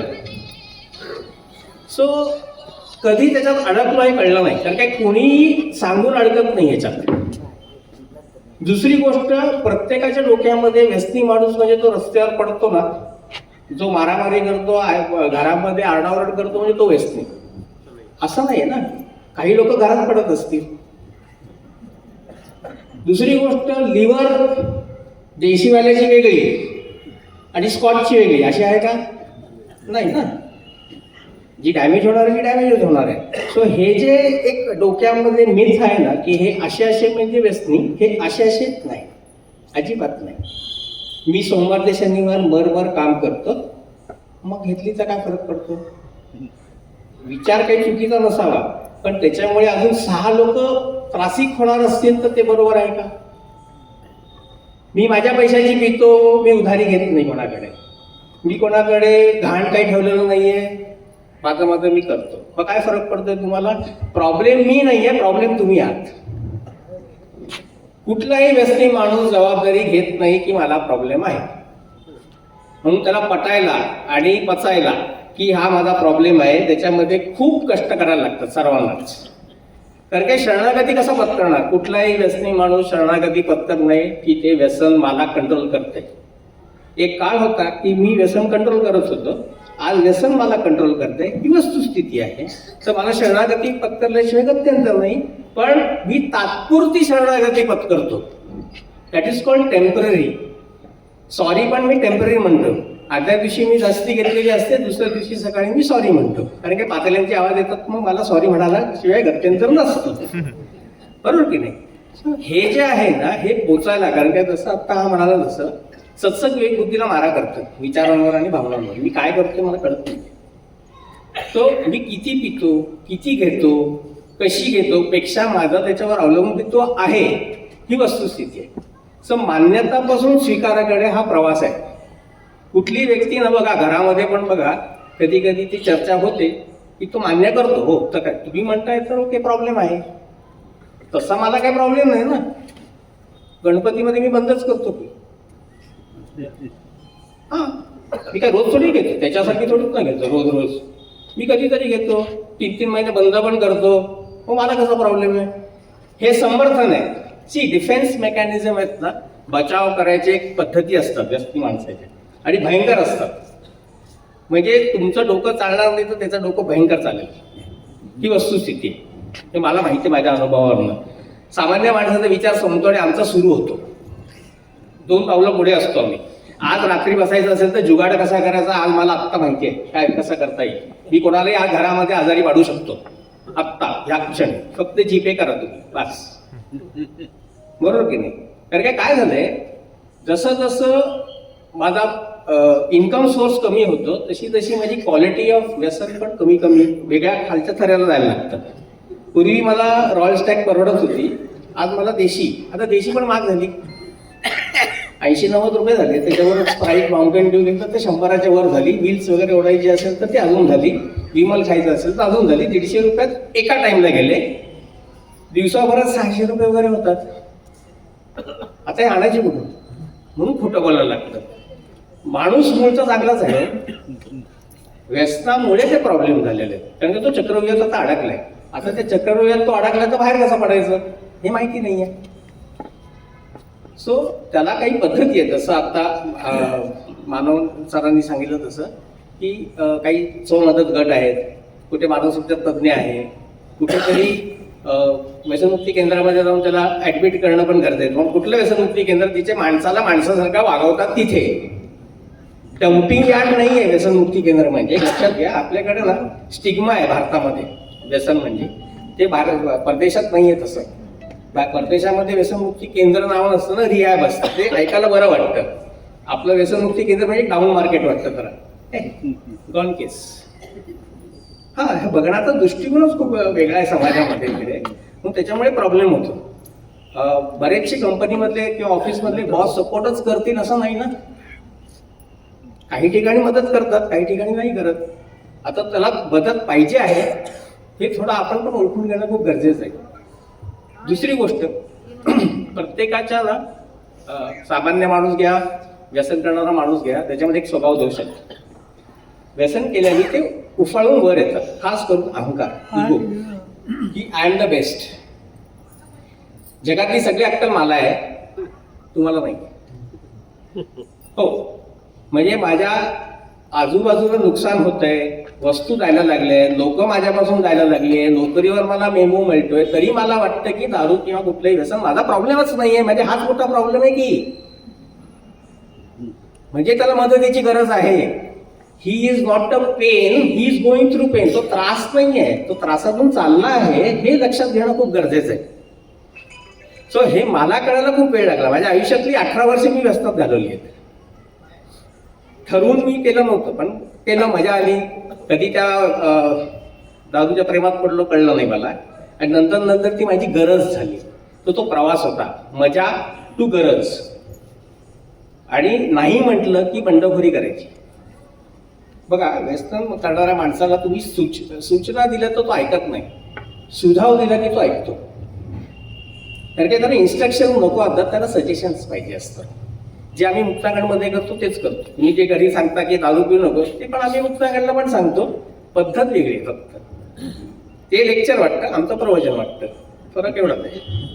हा, सो हे त्याच्याकडनं समजून घेणं की त्याला त्रास होतो आहे, एम्पथी असणं हे खूप गरजेचं आहे. सो हा प्रवास असतो. कधी कोण ह्याच्यात अडकेल माहिती नाही, पण अडकल्यानंतर त्याला मदत करणं खूप गरजेचं आहे. जर दारू झाले, ड्रग्ज झाले. कारण का आधी तुम्ही बघितलं तर युट्यूबवर ना शिवा ट्रान्स खूप डाउनलोड केलं जातं. कारण काय लोकांचा गैरसमज असा आहे की गांजा पहिले की माणूस समाधी अवस्थेत जातो.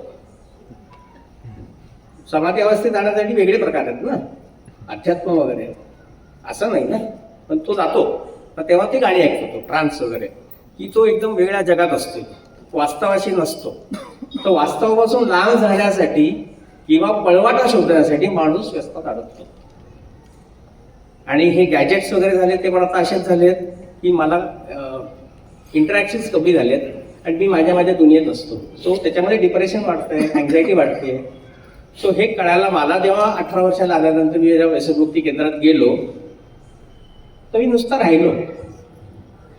मला काही उपचार जायचं नव्हतं, कारण की माझ्याकडे 2च पर्याय होते. एक घराच्या बाहेर जा या व्यसनमुक्ती केंद्रात जा. आता माझ्यासारखा हुशार माणूस काय म्हणेल, मी व्यसनमुक्ती केंद्रात जातो म्हणजे पळवाट शोधली. मला प्रॉब्लेम आहे, मी मान्य केलंच नाही. तर मला 3दा वगैरे जायला लागलं तिकडे. होतं ना कधी कधी 10वीला 3दा बसायला लागतं, 12वीत 3दा बसायला लागतं. म्हणजे तो ढ आहे का, अभ्यास करत नाही. तसं माझं होतं की मला प्रॉब्लेमच नाही. माझे वडील प्रॉब्लेम, माझी बहीण प्रॉब्लेम, मी प्रॉब्लेम नाहीये असं मला वाटत होतं. मग मला पटलं, शरणागती पत्करली. मग मी ऐकायला शिकलो. आधी काय होतं, मेरी आवाज सुनो, माझा ऐका. आता मी दुसऱ्यांचा ऐकायला लागलो, सांगितल्या गोष्टी करायला लागलो, पटायला लागल्या. तेव्हा कळलं ज्या घरात राहत होतो त्या घरातून जेव्हा मला 3दा 4दा वडिलांनी बाहेर काढलं तरी मी सॉरी नव्हतो बोललो, कारण काय तेवढा माज होता. मी चुकलो नाहीये, मी का त्याला सॉरी म्हणून मग एका घरामध्ये आम्ही राहून एकमेकांशी बोललो नव्हतो. त्याचा परिणाम आईवर झाला हे मला कळलं नव्हतं तेव्हा. मग ती स्टोरी माझी शक्ती पिक्चरसाठी मी कम्पेअर करायला लागलो. म्हणजे दिलीप कुमार राठी अमिताभचा कोणी पिक्चर बघितला असेल तर मला वाटतं माझ्या घरामध्ये ही स्टोरी आहे की माझे वडील माझ्यावर प्रेम करत नाही. तसं नव्हतं, मी बनवलेले माझे विचार होते. त्याच्यामध्ये माझ्या आयुष्यातले 18 वर्ष गेले ती मला परत मिळणार नाहीये. पण आज जे आयुष्य जगतोय छान वाटतंय मला. आज बसायची वेळ येत नाही मला. आज बसते, खुर्चीत बसते, लॅपटॉप घेऊन आता बसलेलो. फरक आला. तर पूर्वी काय होतं, प्री ऑक्युपेशन, व्यसन न करता सुद्धा व्यसनाचे विचार सारखे, की कसं बसायचं, कुठे बसायचं, आज सोय होईल नाही होईल, आज कमीच घ्यायची, कालच्यासारखी करायची नाही, काल केली तर जास्ती झाली, मग प्रॉब्लेम झाला, मग आज नको, आज बेतातच जाऊ. प्रत्येक व्यसन माणूस ना वाईन शॉप किंवा बारमध्ये जाताना तो विचार करतो आज थोडी घ्यायची. विचार खूप पक्के असतात त्याचे, की विचार थोडी देऊ, पण कधी त्याच्यात अडकतो त्याला कळतच नाही. आणि घरचे म्हणतात काय अक्कलच नाही, कसल्या शब्द घेतोय आणि काय. तर ते जाणूनपूर्वक करत नाही, सबकॉन्शियसली त्याला मी मदत बंद करायची आहे, पण कुठेतरी तो घाबरतोय. भीती आहे, विड्रॉल्स होतील का, मला भास होतील का, थरथर होईल का, चहाचा ग्लास पकडायला गेलो तर घरी कळेल, मग तो म्हणतो त्याला ऍसिडिटी झाली, मला चहा बंद केला मी, मग तो घेत नाही दुसऱ्या दिवशी सकाळी चहा. ती थोडी घेतल्यानंतर मग तो चहाचा कप पकडू शकतो. हे सगळ्यांच्याच बाबतीत होतं असं नाही. प्रत्येकाची विड्रॉल मॅनेजमेंटची पद्धती वेगळ्या आहेत. काही लोक 2 दिवस डिटॉक्स करतात, सलाईन लावतात, ते ओके होतात. विचारांमध्ये काहीच बदल झाले नाहीत ना. पण सो विचारांचा आणि भावनांचा आजार असेल तर स्वतःवर काम करणं खूप गरजेचं आहे. आणि आजही स्वतःवर काम करायला लागतं. आज मी इथे उभे राहून जेव्हा मी म्हणतो की माझं नाव माधव आहे आणि मी एक व्यसनी आहे, आज मला लाज नाही वाटत ते बोलायला, कारण की त्याला धाडस लागतं, करेज लागतं. ए मध्ये तेच आहे ना. तुम्ही जर का आमिर खानचा शो बघितला असेल सत्यमेव जयते, तर सीझन 1 मध्ये एपिसोड नंबर 9 जो आहे तो व्यसनाधीनतेवर आहे. त्याच्यामध्ये पण डॉक्टर जे आशिष देशपांडे आहेत ते आजाराबद्दल बोलतात. आणि सेकंड हाफ मध्ये एचा मेंबर आहे, अनामिक मद्यपीचा, त्याचा चेहरा दाखवत नाही, जो 35 वर्ष व्यसनापासून लांब होता. त्याच्यामध्ये आजार काय कळतं, ए काय आहे ते कळतं. पण तिथे सुद्धा तेच आहे ना. मी मान्य केली की मद्यशक्तीपुढे हतबल आहे आणि माझे जीवन अस्तव्यस्त झालेले आहे. अनमॅनेजेबिलिटी इन लाईफ ही पहिली पायरी आहे. ही जर का मी मान्य केली तर मी पुढे जाऊ शकतो. दैनंदिन जीवनामध्ये मी जबाबदाऱ्यांपासून लांब चाललो आहे का, माझा आउटपुट कमी होतोय का, परफॉर्मन्स लेवल कमी होतोय का, नातेसंबंधांमध्ये प्रॉब्लेम येतोय का, मी स्वतःला आणि घरच्यांना वेळ देतो आहे का, माझे छंद जोपासतो आहे का, क्वालिटेटिव्ह लाईफ जगतो आहे का, हे तपासणं खूप गरजेचं आहे. त्यांचे 15 प्रश्न आहेत.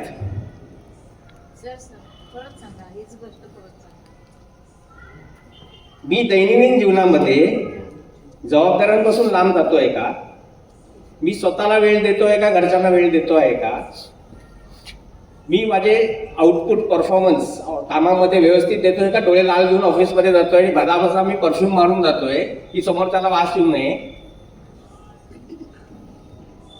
मला मेमो मिळतात ऑफिसमध्ये पण मी लपवतोय की मला मेमो मिळाला आहे, वॉर्निंग्स मिळाली आहेत, लेट रिमार्क्स व्हायला लागलेले आहेत का, हे तपासणं खूप गरजेचं आहे. Alcoholics anonymous, narcotics anonymous, gambling anonymous असे बरेचसे अनॉनिमस चालतात जगामध्ये. त्यांचे 15 प्रश्न आहेत, कुठेही तुम्हाला अवेलेबल आहेत, बघा. त्याच्यामध्ये त्याच्यात दिसतं की तुम्हाला आजार आहे का नाही. तशी इंटरनेट ॲडिक्शन टेस्ट आहे IIT, ती पण बघून घेऊ शकता तुम्हाला की मला माझ्या गॅजेटवर डिपेंडन्स आहे का नाही. म्हणून वापर, अतिवापर आणि गैरवापर. चहा 3 कप पितोय, 6 कप पितोय, 9 कप पितोय. चहा मिळाला नाही डोकं दुखतोय का, प्रॉब्लेम, डिपेंडन्सी. 3 वाजता चहा नाही मिळाला मी झैझाट करतोय का, प्रॉब्लेम. रात्री असं बाम लावला नाही तर प्रॉब्लेम येतोय का, येस, मग प्रॉब्लेम. काही लोकांना ऑट्रिवेन आणि एस्कॉर्लिन नेझल ड्रॉप्स टाकायची सवय आहे. जरी ते OTC प्रोडक्ट झाले असतील तरी पूर्वी त्याच्यात स्टेरॉइड असायचे. आता काय ते ड्रग कमी केला असेल त्याच्यात. तसं पूर्वी वेनेड्रिलमध्ये आणि कोरेक्समध्ये होता तसंच. सो पळवाटात प्रत्येक माणूस काढणार आहे की बिनव्यसनाचा काहीतरी शोधणार आहे, पण नुकसान तेवढंच होतं.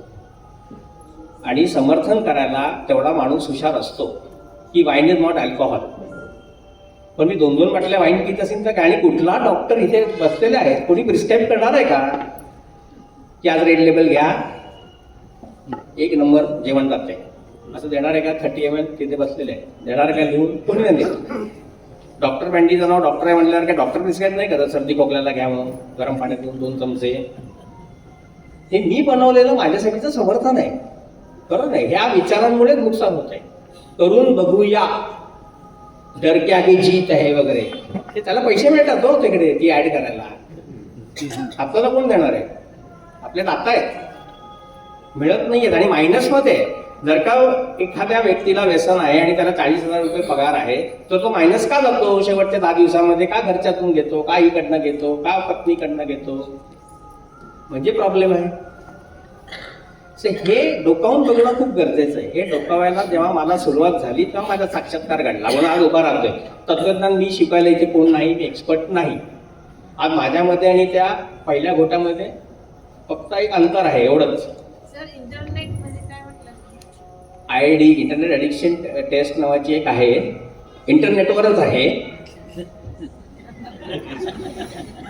किंबर्ली यंग म्हणून आहे, तिची ती टेस्ट आहे. त्याच्यामध्ये तुम्ही तपासू शकता की Kimberly, K for kettle, young young young त्यांनी डिव्हाइस केलेली टेस्ट आहे. त्याच्यामध्ये आपल्याला कळतं की गॅजेटवर आपली डिपेंडन्स आहे का नाही आहे. आणि प्रत्येक मोबाईलमध्ये एक डिजिटल वेलबिंगचा ॲप आहे. तुम्ही किती वेळ कुठल्या ॲपवर होतात हे कळतं. रात्री झोपताना तर आढावा घेऊ शकता.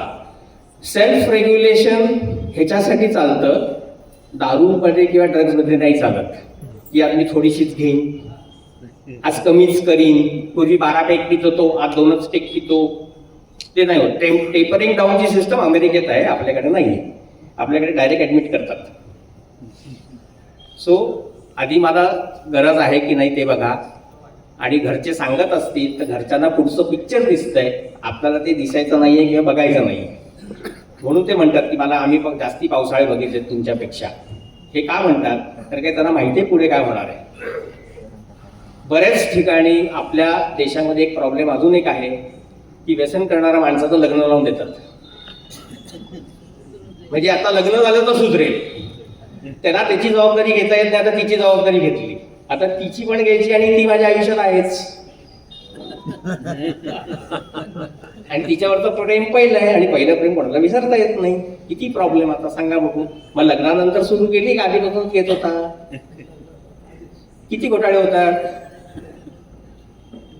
हा एक प्रॉब्लेम आहे. म्हणून काय ना, आपल्याला त्याला प्रॉपर ट्रीटमेंट देणं खूप गरजेचं आहे, ताकी ह्या सगळ्या गोष्टी करण्यापेक्षा. सो ते हळूहळू होतं, वेळ लागतो, संयम ठेवायला लागतो, आपल्याला पण ठेवायला लागतो, समोरच्याला पण ठेवायला लागतो. आणि स्वतःमध्ये जे काही मला बदल करायचे आहेत स्वभावामध्ये, अहंकारावर काम करणे, दोष देणे, प्रत्येकाच्या आयुष्यात ना नेहमी निवडण्याची एक चॉईस असतो. 2 पर्याय असतात. चांगलं आयुष्य जगायचंय, थोडे कष्ट करायचे, तर शॉर्टकट घ्यायचे. आणि मग हे पण हवंय आणि सगळं पण हवंय असं कसं होणार? नाही ना, पॉसिबलच नाहीये. तर चॉईस मी केला हे कळायला मला किती वेळ लागला? मला कोणी जबरदस्ती केली नव्हती, माझ्या हातपाय कोणी बांधले नव्हते. मला आवडली, मी प्यायला लागलो, पण मी दोष माझ्या वडिलांना देत होतो. पण नंतर जेव्हा चांगले राहायला लागलो तेव्हा वडील ते आयुष्य जगत होते जेव्हा मी व्यसन करत होतो ते. So he led a very qualitative life. नंतर की मुलगा सुधारतोय, त्यांना एक शांत झोप लागली जी लागत नव्हती. तर भावनिक आणि मानसिक त्रास माझ्या आई वडिलांना मी खूप दिलेला आहे, दिला होता. आता ते नाहीये, पण त्यांनी बघितलं की मुलगा सुधारला. So that was something. मला असं वाटतं की एक प्राऊड अचिव्हमेंट माझ्यासाठी होती. ज्या घरामध्ये मला एंट्री नव्हती काही वर्ष, तिथे मला एंट्री देऊन त्याच घरामधली एक रूम दिली होती गिफ्ट म्हणून आई वडिलांनी. आणि बहिणींबरोबरचे नातेसंबंध पुन्हा एकदा चांगले झाले. माझ्या बालपणीच्या मित्रमैत्रिणींबरोबर परत संबंध चांगले झाले. म्हणजे ते माझ्यापासून दुरावले गेलेले, कमी दुरावलो गेलो बाय चॉईस. तेव्हा हे लेक्चर देतील आणि लेक्चर दिलं तर मला कोणी नको होतं.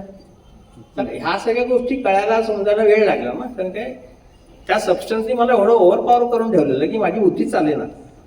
तर माझ्या आयुष्यात प्रायोरिटी दारू झाली होती. तसे पिक्चर बघायचो मी, म्हणजे खोटं नाही सांगत तुम्हाला, मी शाहरुख खानचा देवदास मी एका दिवशी 2दा बघितला. हो, आणि दोन्ही वेळा टाईट झालेलो आणि मला वाटलं हेच आयुष्य माझं आहे बस. So identifying with the character. आता त्याचं पुढचं व्हर्जन कबीर सिंग वगैरे ते झालं ते सोडून द्या.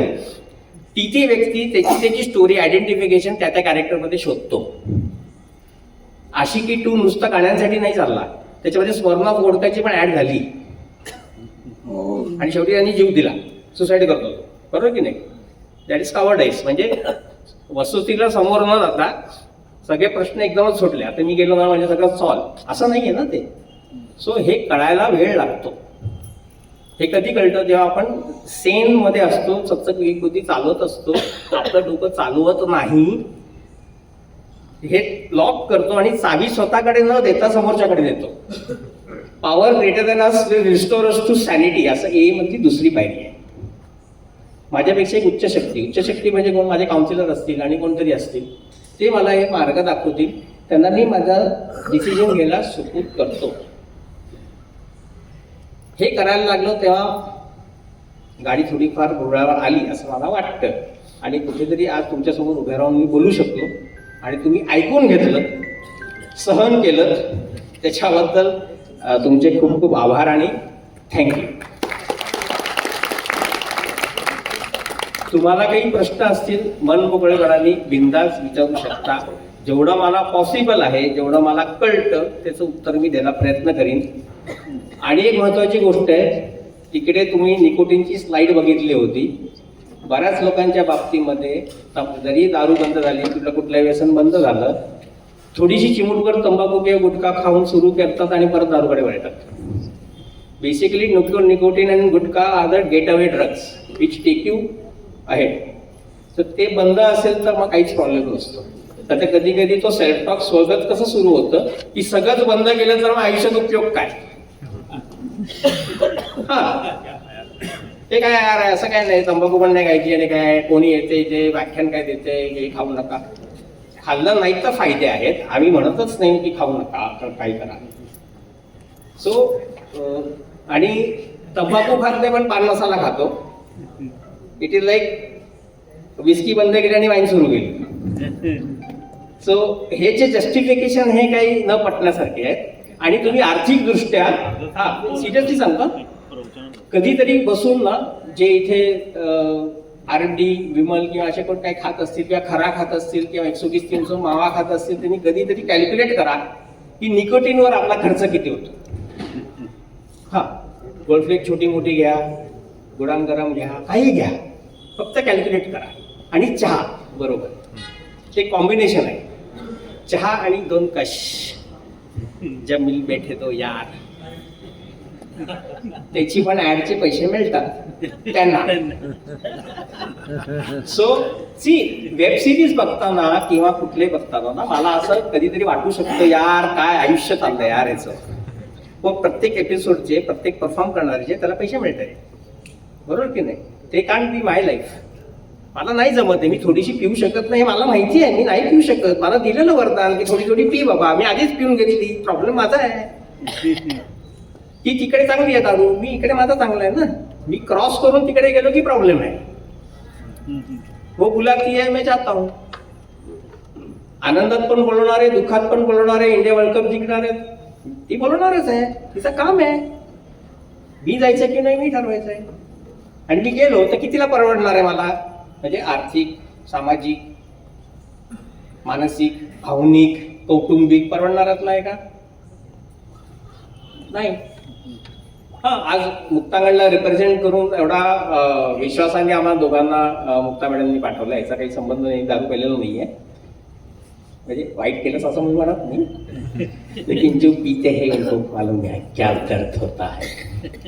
तर ते तो प्रॉब्लेम आहे की पटकन समोरचं समजून घ्यायला वेळ लागत नाही. मग त्यातून गेलेलो असेल तर. आता हे सायंटिफिकली यांच्याकडे नॉलेज खूप आहे, तर आम्ही एकमेकांना चांगलं हे करतो, काय म्हणतो, फ्युजन म्युझिक सारखं आमचं. सो ती अंडरस्टँडिंग खूप छान आहे. हा, म्हणजे आज 15 वर्ष तो तिथे काम, व्यसनमुक्ती केंद्रामध्ये न व्यसन करणारा माणूस काम करतोय, ह्याच्यापेक्षा मोठा काय असू शकतोय. आणि तो अजून ठीक आहे, त्याला कुठला क्रीमिंग वगैरे होत नाही. हे शिकण्यासारखं आहे ना. तर आम्ही काही त्याच्याकडनं शिकतो, तो आमच्याकडनं काही शिकतो. ठीक आहे, पटतंय मला, पण अजून तेवढं नाहीये. आणि महत्वाची कामं आहेत माझी, 2 लाख रुपयाची वगैरे, असं काही कुठलंही काम नसतं. छताम 1 रुपया नसतो, पण काही म्हणजे आपल्या काही काय 2 कामं आहेत वगैरे, काही कामं नसतं. गेले 15 दिवस तो कामावर गेलेला पण नसेल. That's okay. आणि हे म्हटलं एक आहे ती संस्था आहे. अनामिक मद्यपी, मराठीत, इंग्लिशमध्ये अल्कोहोलिक्स अनोनिमस. हा सगळा प्रोग्राम इंग्लिशमधला आहे. सो तुम्ही मराठीत जेव्हा त्याला ट्रान्सलेट करतात, ते शब्द खूप जड वाटतात कानाला ऐकायला. सो इंग्लिशमध्ये काय म्हणतात? Anonymous, Anonymous. अनामिक मद्यपी. अनोनिमस इज अनामिक.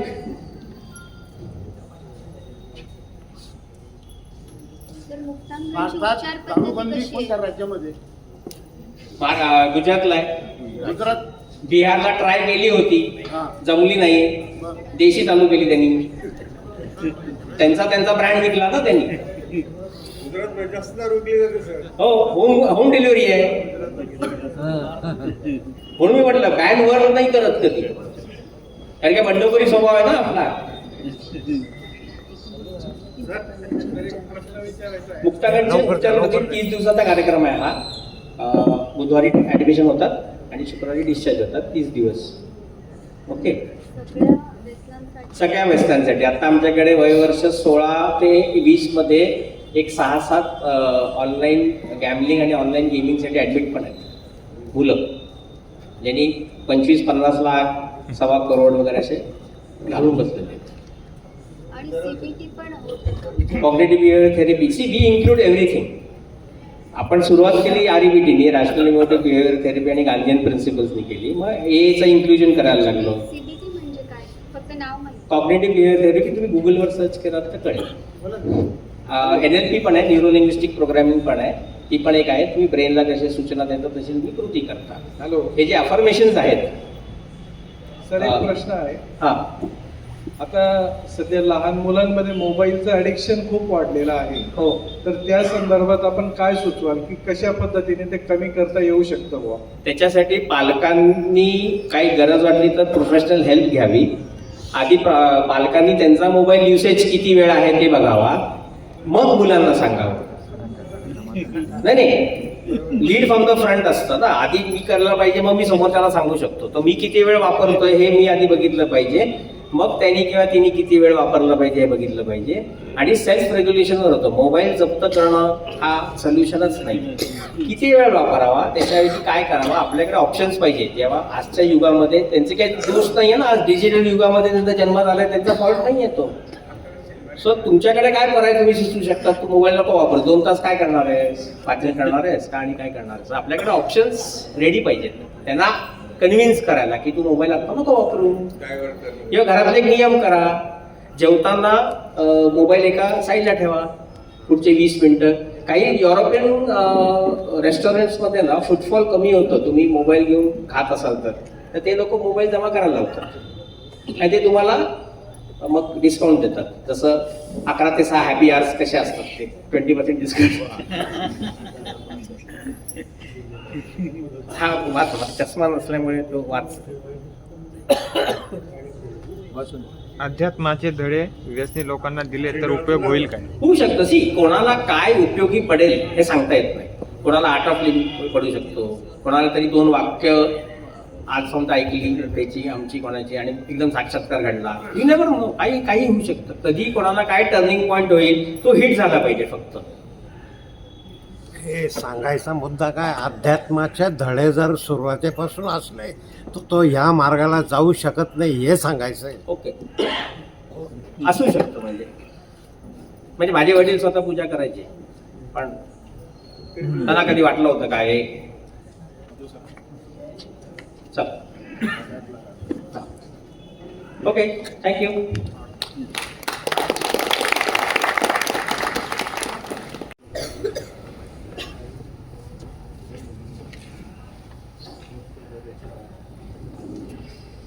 हे जे बलात्कारचे प्रकार चालू आहेत याला सुद्धा एक मोठा उपचार आहे.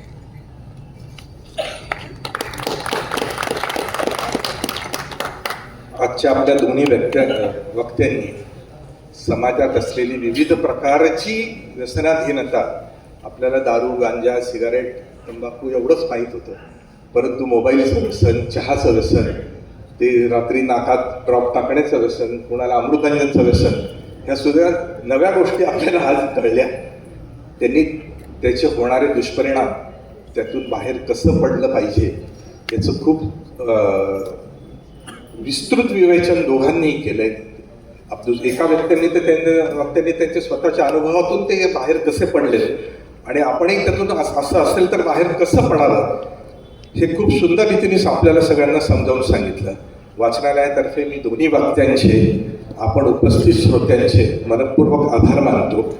आजचे आमचे जे प्रायोजक होते ते निकुम परिवार हा प्रायोजक होता, त्यांचे सुद्धा वाचनालयातर्फे आभार. उद्याचा जो तिसरं पुष्पविवाह आहे ते रामचंद्र पुंडलिक पाटील जळगाव हे तूच प्राण अभिमान आमचा युगपुरुष शिवराया यावर बोलणार आहेत. आणि उद्याचे आमचे जे दाते आहेत ते देशपांडे कुटुंबे, भाया देशपांडेंच्या स्मृतीप्रित्यर्थ आणि मधुरीबेन व भवानजी शिवजी शहा, मनीष शहा यांच्या प्रित्यर्थ अशीच उपस्थिती आपली उद्या असू द्यावी. आणि आपलेही मनपूर्वक आभार. एक विशेष सूचना आहे की गायत्री परिवारातर्फे पाटीदार भवन भडगाव रोड येथे 1 ते 4 जानेवारी भव्य पुस्तक प्रदर्शन आणि विक्री ठेवलेली आहे. सकाळी 10 ते रात्री 8 वाजेपर्यंत ते उघडं असणार आहे. कृपया याचा पण आपण लाभ घ्यावा ही आपल्या सर्वांना विनंती. अशीच उपस्थिती आपली उद्या असू द्या. धन्यवाद.